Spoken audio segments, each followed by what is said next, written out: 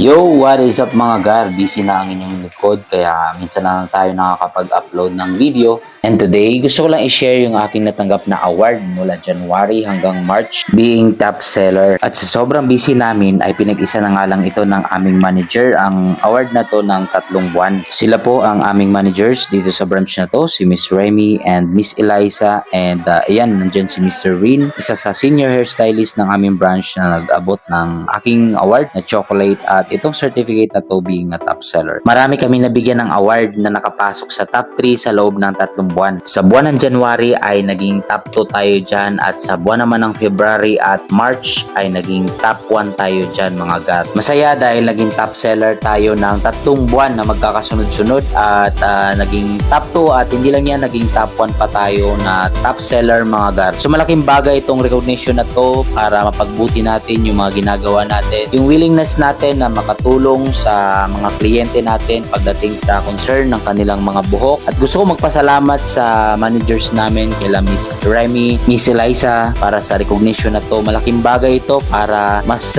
pagbutihan pa namin yung mga ginagawa namin daily at motivation namin ito para magkaroon kami ng magandang resulta sa bawat buwan. Maraming salamat sa aking mga co-junior hairstylist. Maraming salamat sa mga senior hairstylist at din sa aking senior Mr. Ray. Maraming salamat sa mga turo nyo at sa guidance niyo po. Masaya mga gar dahil sa tagal ko sa employment, ngayon lang ako nakatanggap ng mga ganitong parangal. Malaking bagay ito para mag-improve tayo sa araw-araw at maging professional pa sa ating ginagawang trabaho. So kayo din mga gar, walang overnight success. Tuloy-tuloy lang sa proseso, magtiwala sa proseso at makakamtan nyo rin yung inasam yung tagumpay mga gar. Nag-uumpisa pa lang tayo at marami pa tayong pangarap na gustong marating.